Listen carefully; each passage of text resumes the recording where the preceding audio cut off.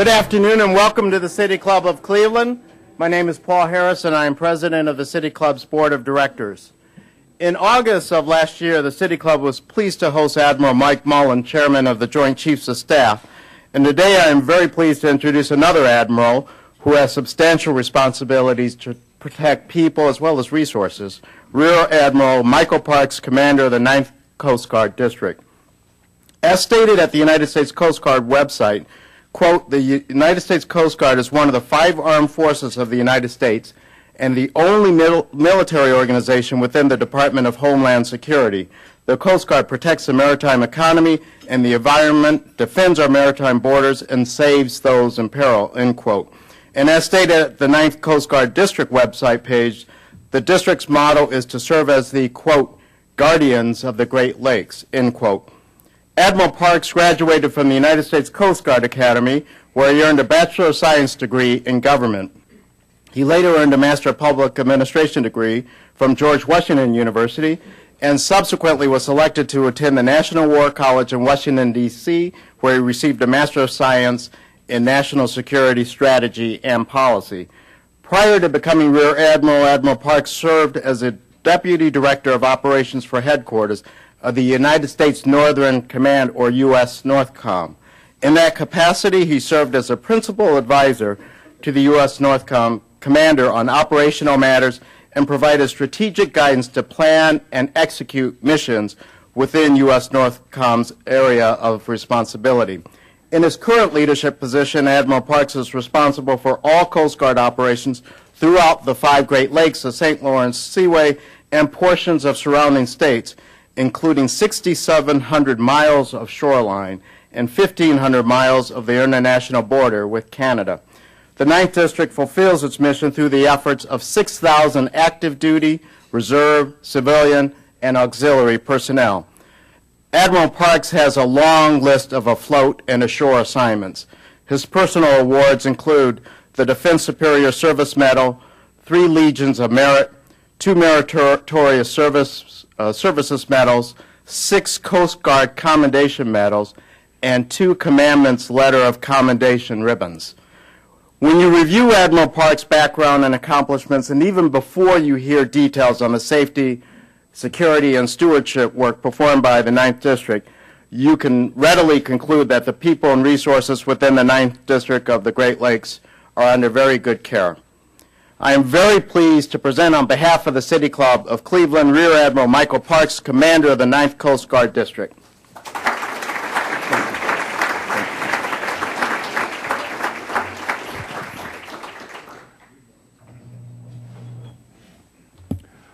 Well, thank you, Paul, and greetings, everyone. It's great to be here.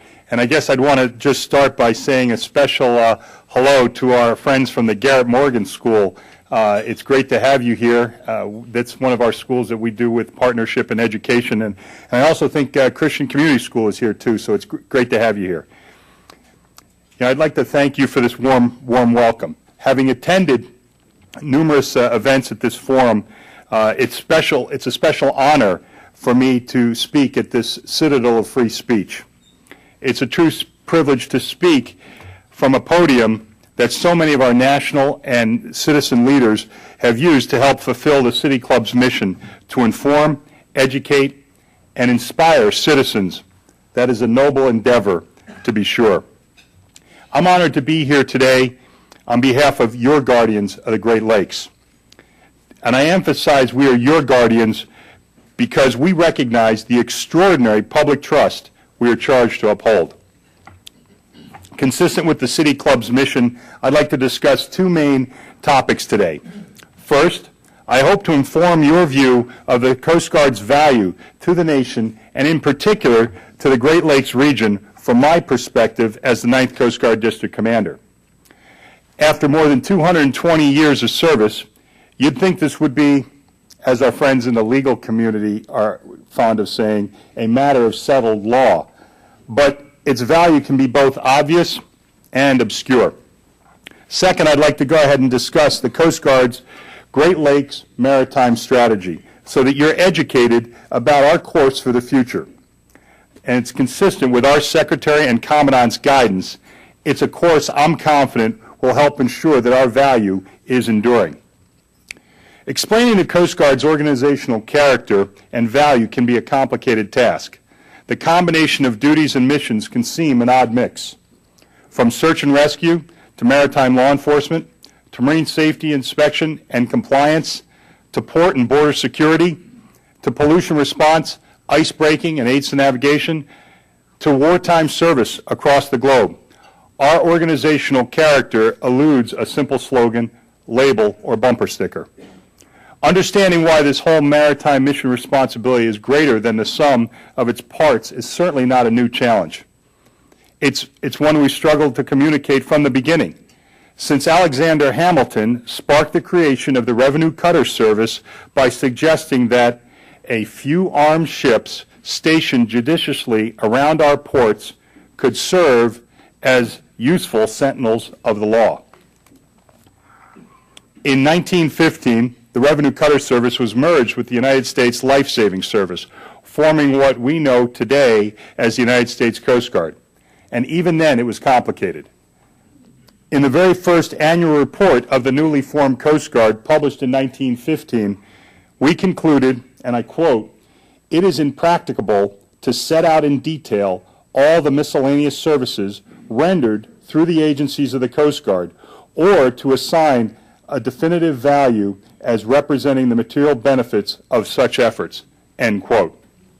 It seems odd that even at that point we felt compelled to explain the difficulty in articulating a specific and defined value of the service we provide.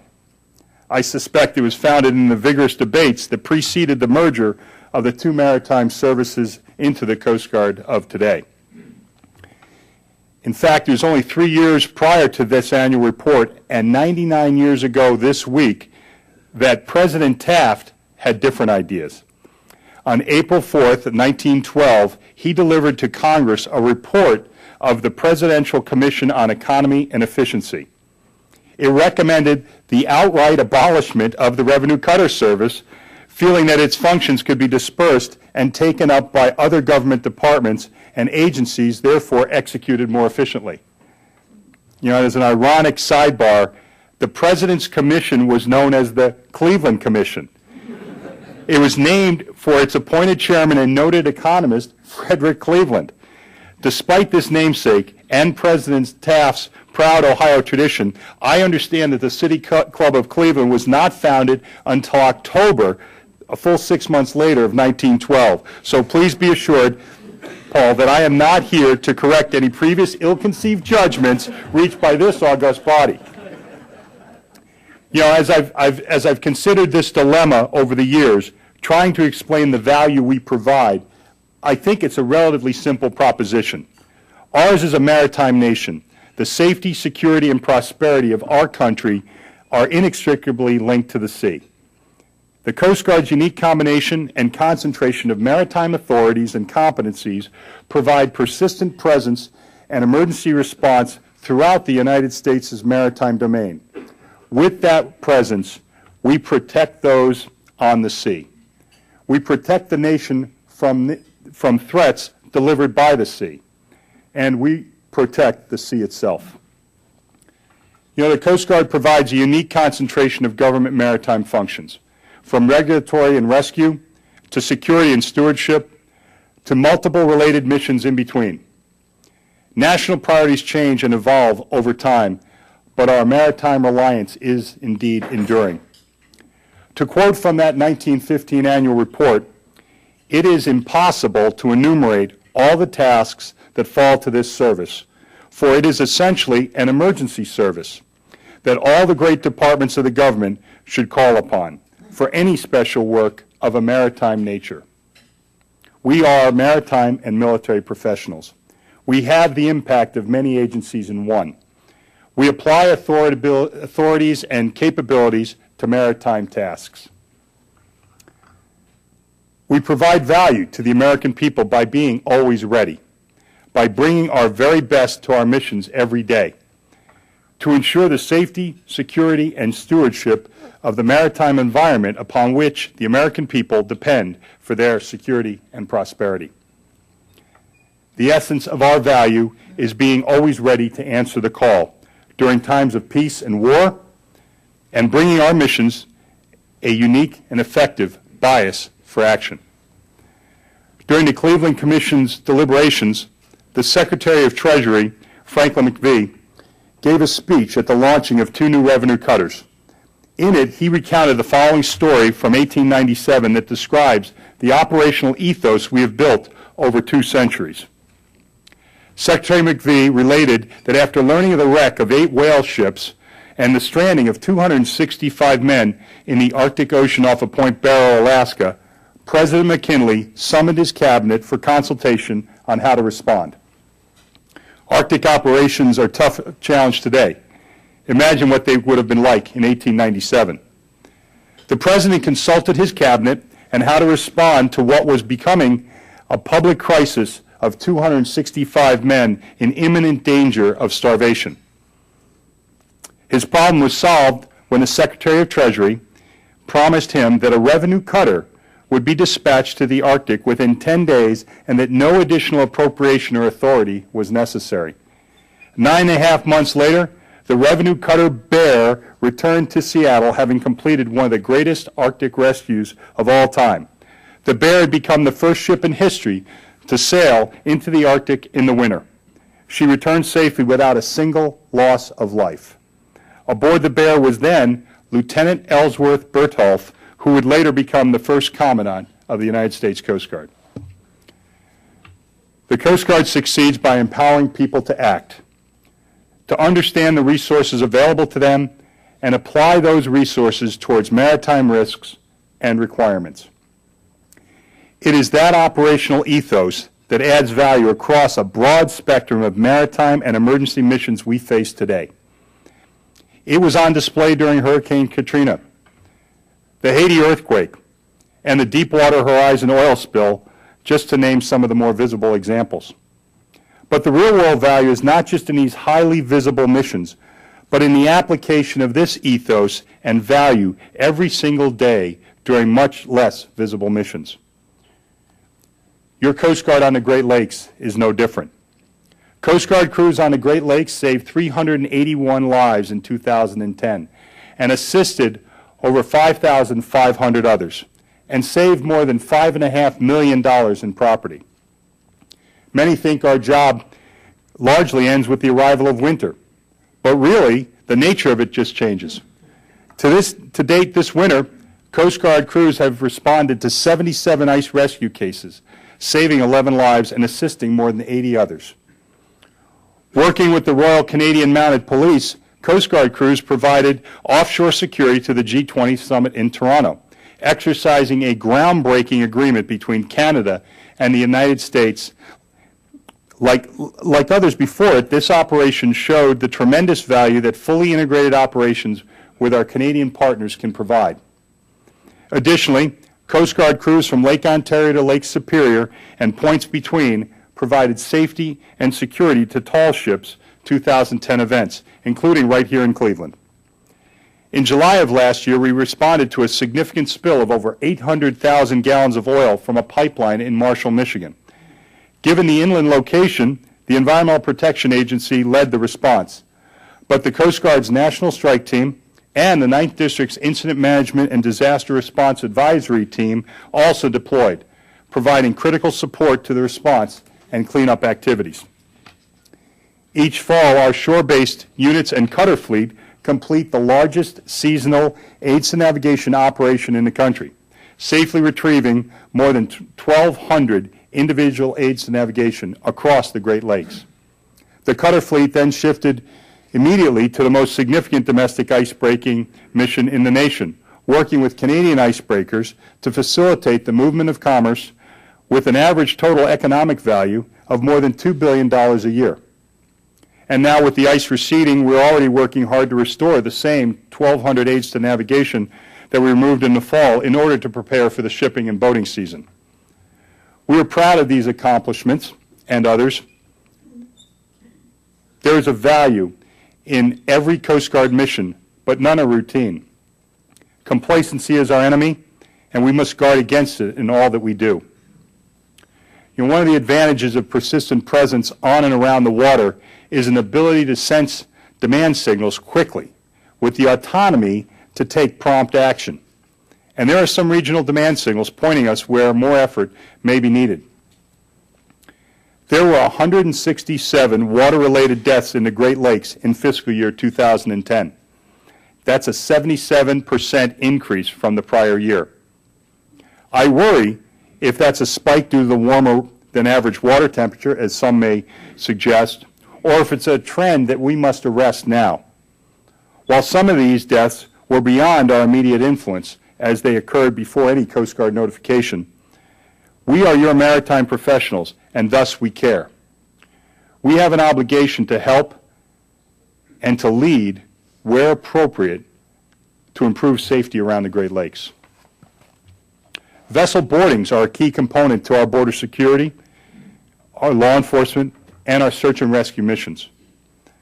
In fiscal year 2010, we boarded more than 8,500 vessels. That sounds like a lot, but it's less than 1% of the registered recreational boats along the 86 shoreline counties of the Great Lakes. In fact, the 8 states that surround the Great Lakes have more than 1/3 of the registered boats nationwide. Externally, a number of other factors influence our future, focus, and our requirements. The National Ocean Policy published by the President last year has obvious and appropriate implications for the Great Lakes. Similarly, continuing efforts to define and refine our border policy and capability with Canada guide our thinking. When you're talking about border security in the Great Lakes, you're talking about maritime border security. Aside from bridges and tunnels, our 1,500-mile border with Canada in the Great Lakes is indeed a maritime border. The 9th Coast Guard District enjoys a unique vantage point.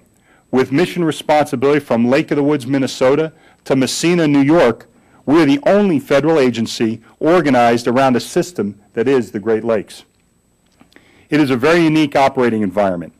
Outside the region, and in some places even internal to the region, the geography, size, strategic importance of the Great Lakes is not always well understood. Of course, those of us who live and work here know better. I think there are some key facts about the Great Lakes to keep in mind. It is a system, it is shared, and it is seasonally challenging.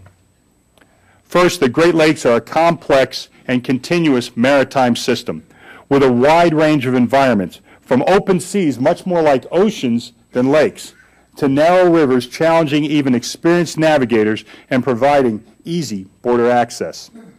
You don't have to look further than the threat of Asian carp to understand the nature of the Great Lakes as a system, and why what happens on a river and a canal network that links the Midwest to the South would be important to residents from Minnesota to New York. The Great Lakes, as said earlier, encompasses 6,700 miles of shoreline. That's the same distance as driving from Miami, Florida to Seattle, Washington, round trip. As I mentioned, our shared border with Canada in the region runs some 1,500 miles, nearly the same length as the border between Brownsville, Texas to San Diego, California. It's also a saltless system in its fresh water. The Great Lakes are more than just an operating environment. They are a unique natural resource, a true treasure. Together, they form the largest freshwater system on Earth. If the water in the Great Lakes was evenly spread across the 48 contiguous states, it would be to a depth of about 9.5 feet. Second, the Great Lakes is shared by indispensable neighbors. Once a commercial vessel enters the Great Lakes, it has an equal opportunity access to both countries. A vessel may cross the border 17 times or more while transiting the Great Lakes system. They are shared internal waters of sovereign nations. Combined with tribal interests, 8 states, 3 Canadian provinces, and hundreds of county and local stakeholders across the region, the jurisdictional complexity is enormous. Combined response protocols and shared capabilities across multiple jurisdictions is not a mission luxury. It is a necessity. With roughly 10% of the U.S. population and more than 30% of the Canadian population living in the Great Lakes Basin, local issues are often national issues. Roughly 300,000 people and $1.5 billion in trade cross our regional border with Canada each and every day. Whether it's bridges, pipelines, power grids, or communication networks, critical infrastructure in the region is shared much more than it is owned outright by any one state, community, or even nation. For example, our small boat station in Belle Isle, just outside of metropolitan Detroit, is only yards away from our border with Canada. They cannot get underway from their dock without crossing into Canadian waters. Lastly, you can't underestimate the seasonal challenges that the Great Lakes present. While the state of the water changes, mission demands remain. And borders that normally require a boat to cross can be accessed by a vehicle or foot in some cases. Waterways that normally flourish with commercial vessel traffic throughout a system that is the gateway to America's heartland are restricted by unrelenting ice and require significant effort to keep open. The Great Lakes Maritime Strategy for the Coast Guard provides a strategic framework for us in the Great Lakes. It will guide our efforts over the next 5 years. There will be crises and events that require specific attention from time to time. None of us can escape the tyranny of the present. But it is this strategy that will be our North Star. It is founded on national policies and priorities. The objectives outlined within will serve us, and more importantly, serve you well, no matter what events conspire in the interim. We share it with you in this forum because it is you whom we serve, and so that you may help hold us accountable to the principles and priorities outlined within. Our strategy sets forth the following objectives: mission, people, Canada, resources, partnerships, and sharing our story. First and foremost, we must excel at mission execution. There is no more important responsibility. The nation expects and the Great Lakes region relies on our ability to accomplish our missions. They are central to the purpose for our existence. We must grow and sustain the best and most professional watchstanders, cutter, air, and boat crews, marine inspectors, and all in between. If we're not safely and effectively accomplishing our operational missions, then little else matters. Seasonal demands and limitations pose a special challenge to our crews. In the winter, our crews are challenged to sustain qualifications, much less proficiency due to ice conditions. And there is no place in the Coast Guard where we expect and train our crews to not just operate on soft water, but also on hard water. We must be creative and relentless and pursue technology where appropriate to ensure our crews master their respective crafts. Next, we must inspire and serve our people. This requires command and organizational climates that encourage excellence from every member of our Coast Guard family. Diversity of background and thought are moral and mission imperatives. We must foster trust and transparency so that all our people are inspired to achieve excellence. Your Coast Guard is a small service. Every member of our family owns a piece of mission success. Demand for Coast Guard capability and competency requires every individual to understand the value they bring, and that our people are set up truly for success. Where that's not the case, we need to be willing to look in the mirror and make changes. We must indeed enhance binational cooperation and governance. The United States, much less the Coast Guard, does not own the entirety of the system in which we operate. But we deal with the challenges, complexities, and opportunities of the international border every day. It is incumbent upon us to humbly but effectively inform national maritime policy with Canada. They are our neighbors. They are our friends. President Obama and Prime Minister Harper recently issued a Beyond the Border Declaration, articulating a shared vision for perimeter security and economic competitiveness. It recognizes the interdependence of our security and economic relationships, and as a Coast Guard commander along our shared border with Canada, I can say definitively it is exactly the right approach. From search and rescue to pollution response to icebreaking, we have solid partnerships and time-tested procedures to work seamlessly with Canada. We need to continue to strive to bring that same collaborative spirit and trust to security and law enforcement concerns. In the Coast Guard, we often say that everything we do operationally in the Great Lakes is watermarked by Canada. And when issues of northern border security are discussed, we cannot forget that it's not Canada's northern border. We must also optimize force allocation and resources. Resources will always be finite, and as the attention of Washington turns to deficit reduction and tough spending choices, we must ensure available resources are targeted toward the most significant maritime risks. We cannot afford to try and do everything, and then only be able to do it moderately well due to constrained resources. We must be true to data-driven, risk-based mission requirements as much as by passion and personality. With new technologies and capabilities, we can't be afraid to challenge previous assumptions and improve the status quo. If we are to excel at mission execution in a complex environment, we simply can't afford the luxury of inefficiency or waste. We must allocate resources in a way that reduces risk and provides the level of reliable response our communities expect. We must strengthen strategic partnerships. We cannot meet every mission priority alone. No one can.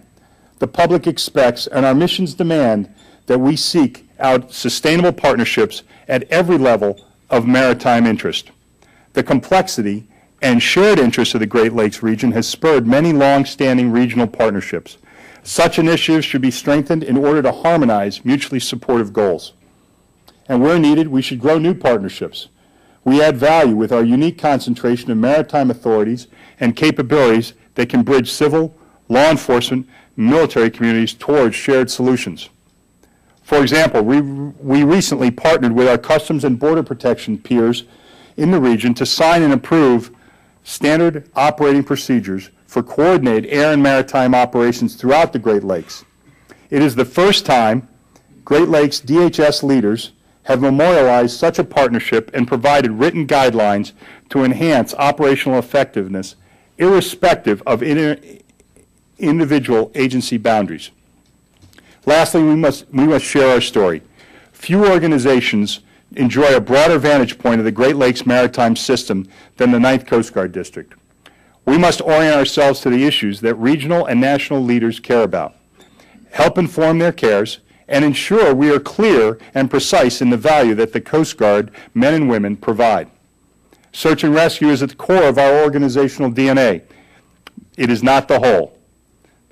It is our experience with incident response, such as search and rescue, combined with a unique blend of authorities and competencies interwoven with a cultural bias towards action and partnership that equip us to add value to a wide spectrum of maritime concerns. Mission, people, Canada, resources, partnerships, and sharing our story. I am confident that pursuing these 6 objectives will enhance our service to the region. Achieving them and our vision for the Great Lakes of a seamless binational enterprise of maritime safety, security, and stewardship will require our best and sustained effort. It will be hard work, but it's work we can and must do. To quote the first Commandant of the Coast Guard, Captain Commandant Ellsworth Bertholf, yes, the same Bertholf who was involved in the Arctic rescue aboard the Bear, stated, "Our training forms the habit of endeavoring to accomplish whatever is to be done with the tools that are given us, and our experience teaches us that a task is often less difficult in retrospection than in contemplation." When he was asked to describe the business of Coast Guard men and women, the Commandant Bertholf summed it up succinctly: to do their duty. When challenged of what that duty was, he concluded, to do that which is given and to do it well. Simpler times. That is the true value of the Coast Guard in the Great Lakes and beyond. To apply our unique concentration of maritime functions to those duties assigned, and to do so in the very best of our ability every single day. Admiral Papp Our current Commandant echoes the same theme in his direction when he says, "This is our chosen profession. This is our way. This is what we do." This, in that equation, is whatever the nation asks of us. And as long as the nation depends on the sea, we will remain ready to answer the call. We are your United States Coast Guard. It is an honor and an obligation to serve. It is our duty to leave our missions and communities better than we found them. Godspeed and Semper Paratus.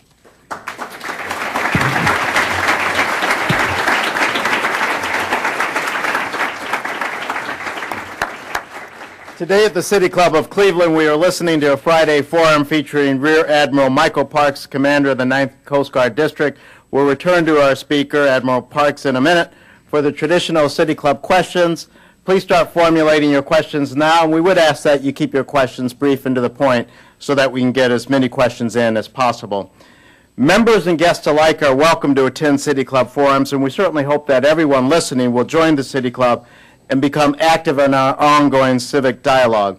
We welcome all of you here in Cleveland today and those listening to WCPN 90.3 FM, WCLV, WTAM, or one of the many radio stations across the country. Our television broadcast partner is WVIZ PBS IdeaStream. Television broadcasts of the City Club are made possible by Cleveland State University and PNC, and our live webcast is supported by the University of Akron.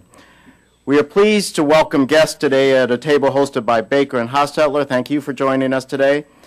Today's program is made possible by the annual Myron N. Crotinger Endowed Forum made possible by a generous gift from Myron Crotinger. We are also very pleased to welcome students who were recognized earlier by Admiral Parks. They're here today as part of the City Club student program.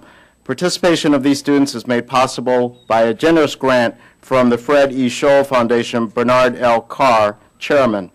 With us today, again as acknowledged by Admiral Parks, are students from Christian Community School and Garrett Morgan School of Science. Will our students please stand and be recognized?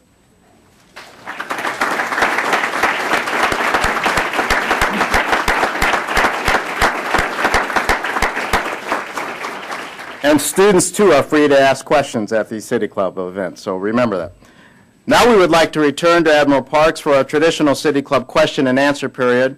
We welcome questions from everyone, including our guests. Holding their microphones today are City Club Marketing and Membership Manager Heather Sikora and City Club Program Director Kerry Miller. First question, please.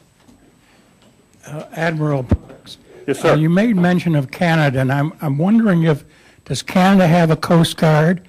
And if not, do they participate in financing ours? And how are the lakes divided? What is the measuring grounds? Well, sir, that's a great question. And yes, Canada does have a Coast Guard, and a very, very, very effective Coast Guard that we work very, very closely with. In fact, our ice-breaking mission that we are just concluding would not be able to be accomplished without that. We work seamlessly with the Canadian Coast Guard in a number of missions: search and rescue, environmental protection, aids to navigation. In fact, we help them with their aids to navigation, and they help us with ours. So it is really, really one of those binational success stories as we work with them. The lakes are really, frankly, divided right down the middle. They're internal waters of both nations, and so it is really draw a line right through the middle of the lake, and that is pretty much how that responsibility is divided. But with our Canadian Coast Guard partners, we work seamlessly across that border. Admiral, it's my understanding that the Coast Guard cutter Morro Bay helped out with the ice breaking this winter, came from New London, Connecticut. Would you care to share the story of how that came about and whether you saw that as the tremendous success that those of us in the industry did? Well, thanks, Jim. I appreciate that question. I will tell you, yes, that came about because we felt that we had a need for additional capacity to do ice breaking operations up here on the Great Lakes. As you know, one of the responsibilities of ice breaking is to facilitate commerce, and that is something that sometimes we just can't do as well as we'd like with an aging fleet.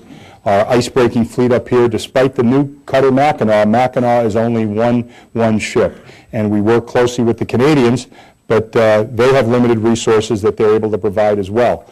So we were able to work out an arrangement with our first Coast Guard district, which is headquartered in Boston, and we brought the Coast Guard cutter Morro Bay through the Seaway, through the canal, and they have been with us for the past 4 months and have done a remarkable job. And I think we're actually going to give them their ticket home this week. So they will be able, it'll take them a couple weeks to get home. As you well know, the 140-foot ice-breaking tugs are not the fastest in the fleet, but they've been a real workhorse and done a great job. Yes, Admiral ma'am. Parks, thank you for a very illuminating speech this morning, and or this afternoon, really. I'm very interested in knowing whether there is any particular problem with immigrants trying to get in from Canada, and whether you have a relationship in dealing with the situation or any regulations about it. Well, yes, ma'am. We work very, very closely not only with our own federal partners. In fact, one of the things that we've done, and I mentioned it in my remarks, is we've signed a standard operating procedure with the Customs Border Protection, which is made up of the Border Patrol and the Office of Field Operations and the Office of Air and Marine. They are DHS partners, and we have worked together, and we work very closely and aligned in efforts to secure our border. Also, as important is our work with our Canadian counterparts, the Royal Canadian Mounted Police, the Canadian Border Security Agency. We work very, very closely with them, and our goal, our shared goal between both countries, is to do as much as we can to secure our border. Admiral, Mickey. what happens at midnight tonight? Well, Mickey, I was hoping you were going to be able to tell me. Obviously, I think you're referring to the potential of a lapse in appropriations, which is something that could in fact occur. Obviously, no one knows. Folks are working on that in Washington right now. From my perspective, I think the important message for you to hear is that although there may be a lapse in appropriations, there will be no lapse in emergency and life-saving services that your Coast Guard provides as your guardians of the Great Lakes.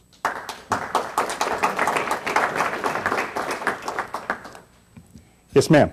Hello. I grew up on the Atlantic seaboard with great respect for the sea.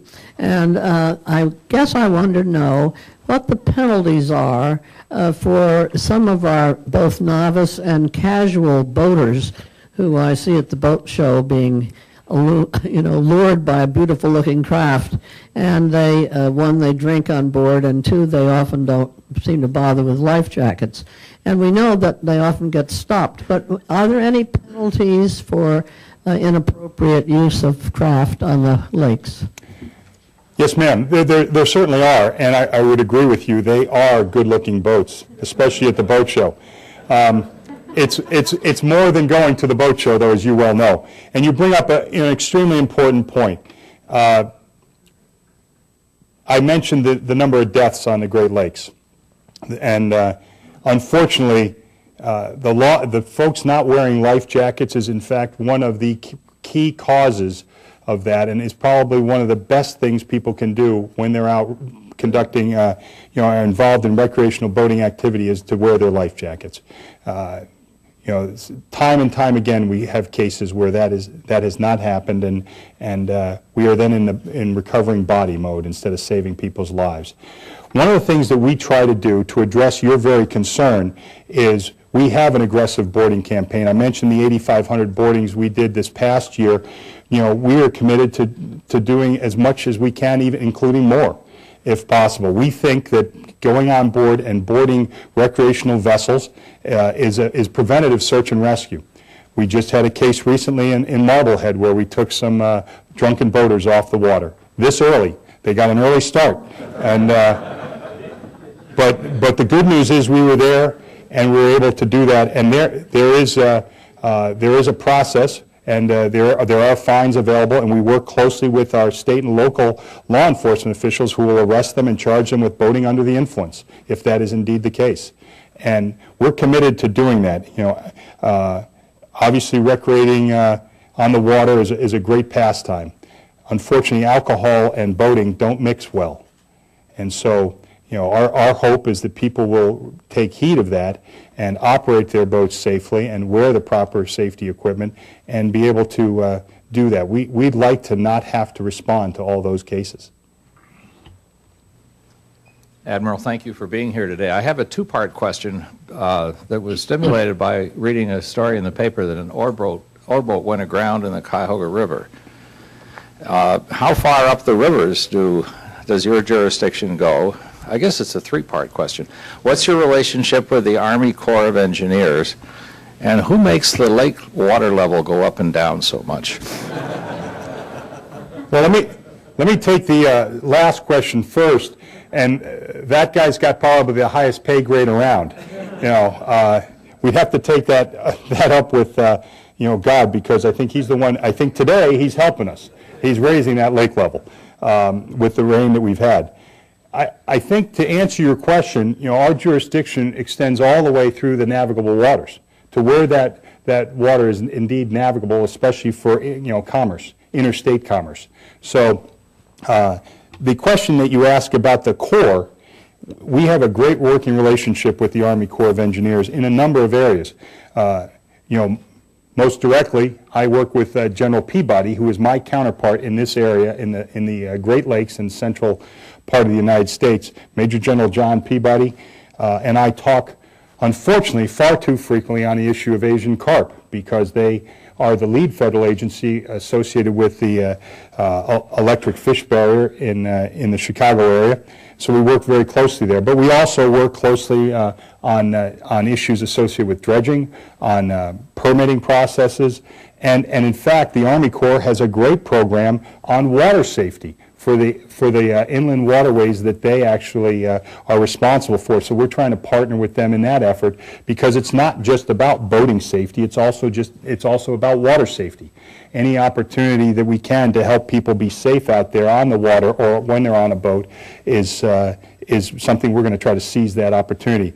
And so the Corps, we work very closely with them. For example, even here in Northeast Ohio, for flood relief and mitigation, that is an Army Corps responsibility, but we will use, and I see at your table you have the commanding officer of our Coast Guard cutter here in Neah Bay, which is home port here, who just came back from a great effort this season with ice breaking. Good to have you back, Bill. I'm glad to see that. One of the things he's concerned about is any kind of flood mitigation in the harbors in Northeast Ohio, and we support the Corps by doing that in case that we can help them. Yes, sir. One of the few movies I've ever seen that actually lauds the military is The Guardian, story of the Coast Guard swimmers up in Alaska. My comments, though, I had two questions. One is, for about the last 10 years, we've talked about the 10-state compact that's meant to set up a legal contract between all of the states and all of the parts of Canada that are involved in this. And the second you started to answer is, what is your role in trying to fight things of all these invasive, the zebra mussels, et cetera, that seem to be coming in from foreign ships? Well, let me take those in quick order. The Guardian was a great movie, and even as a career ship driver, I will give the aviation community great credit. That was a great movie, and far more realistic than most things that come out of Hollywood. It really was very, very well done. With regard to invasive species, let me address that issue, please. We are currently working with the Ballast Water Working Group, where we have got now 100% compliance of our ballast water tank inspections that we do. And that's something that's a great success story, because in the past 5 years, there have been no new invasive species entered into the Great Lakes through ballast water, which is really a success story. And that's a binational success story. We work collaboratively with our Canadian partners to do that, in fact, in Montreal, for example.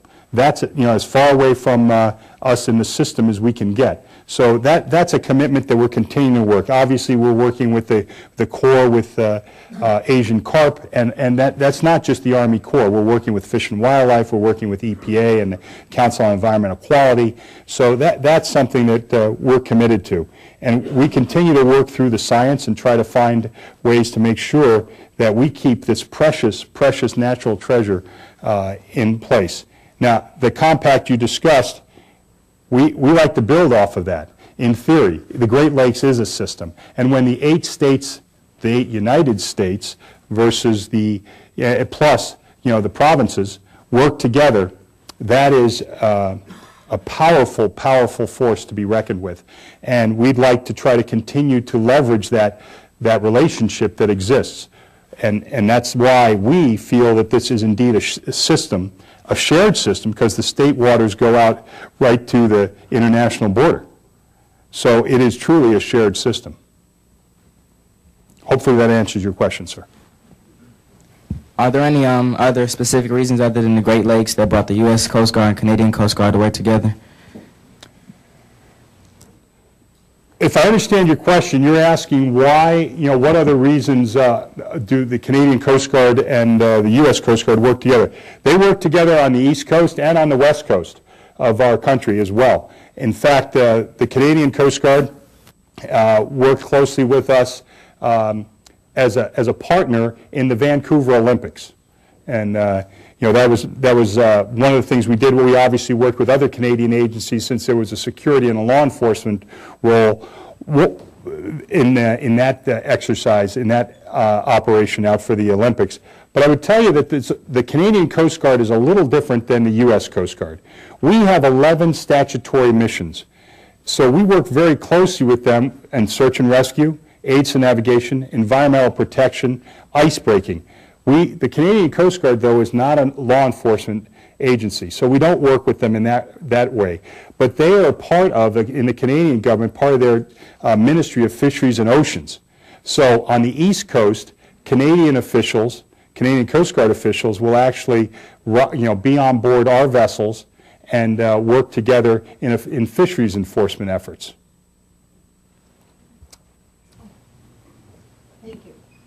Nice hearing from you, Admiral, and we all should be very proud of all the services that you do. I think most people don't have the faintest idea about it.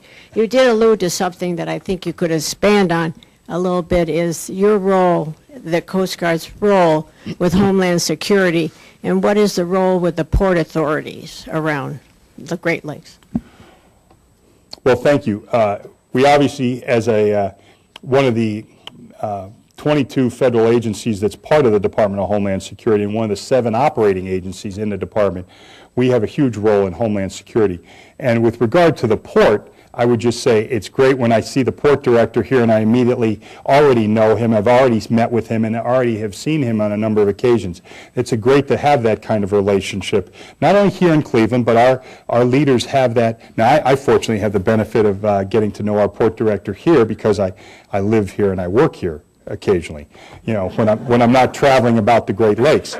But our leaders throughout the Great Lakes have very, very good relationships with port directors because we have that shared responsibility of securing the port, of ensuring its economic viability, of trying to work together to make it as safe and secure as possible. It's not just our regulatory function. We do have a very robust requirement for Homeland Security. That's something that existed before 9/11, but certainly was heightened after 9/11. And we continue to conduct, patrols. We continue to, security patrols. We continue to investigate any kind of reports of any kind of activity that might be questionable, whether it's from a security perspective or a law enforcement perspective.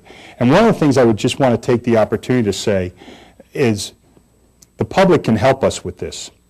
The motto, if you see something, say something, is really extremely helpful. We have the America's Waterways Watch.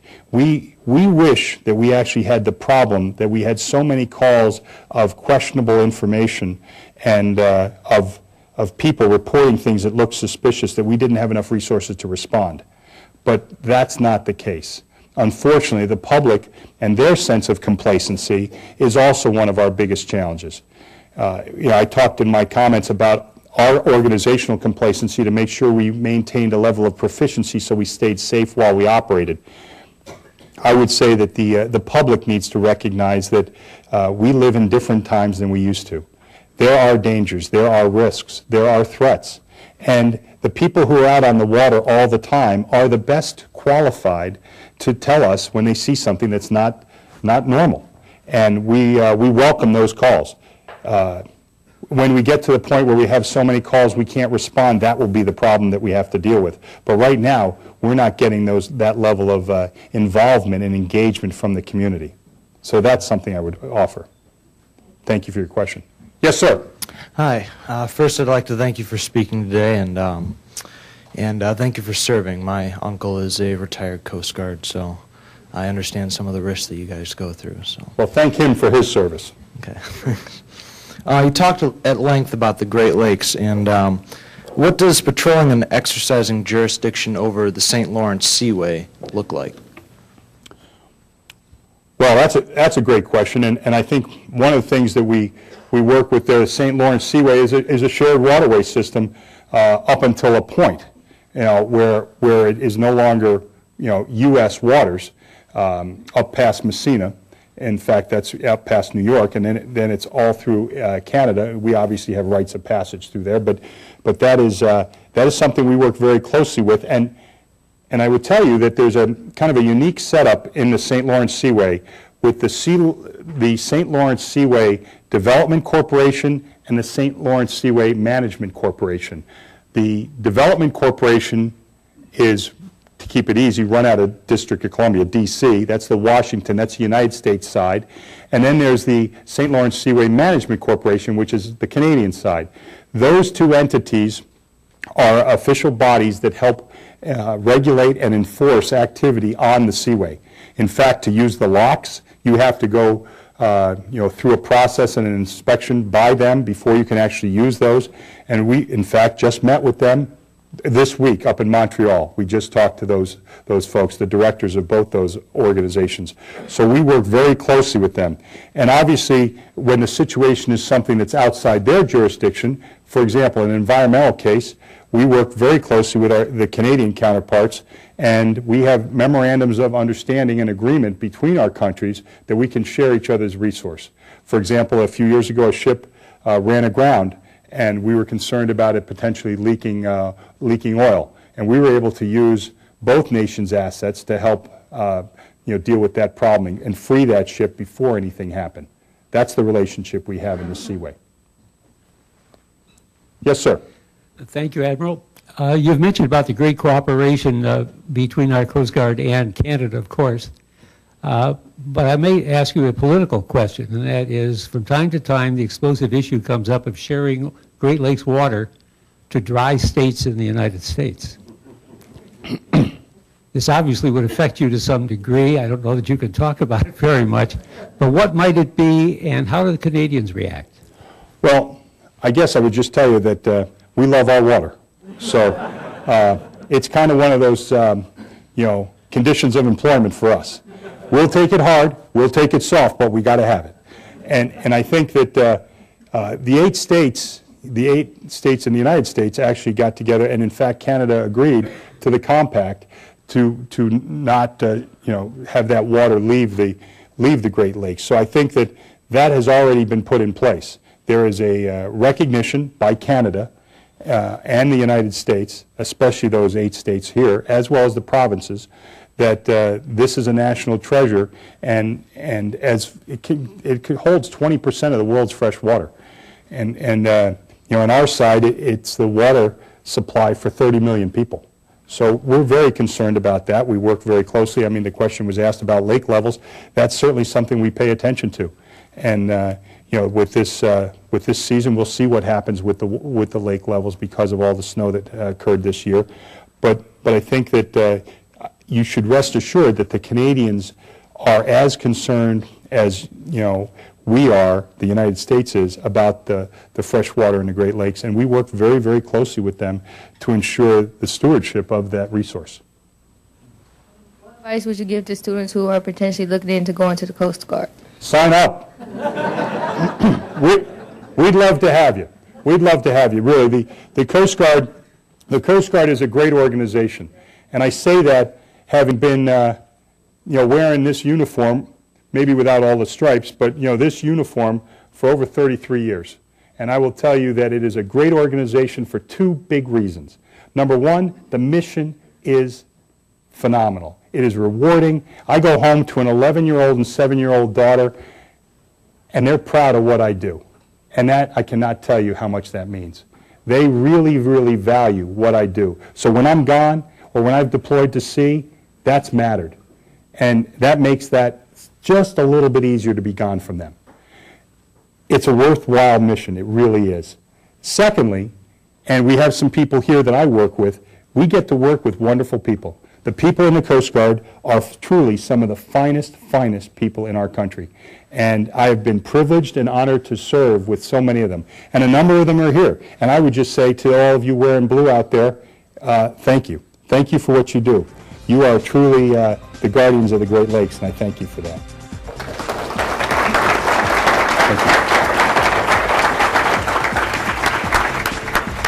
Today at the City Club of Cleveland, we have been listening to a Friday forum featuring Rear Admiral Michael Parks, Commander of the 9th Coast Guard District. Thank you very much, Admiral Parks, for educating us on all the important work done by the Coast Guard. Thank you, ladies and gentlemen. This forum is now adjourned. For information on upcoming speakers or for podcasts of the City Club, go to cityclub.org.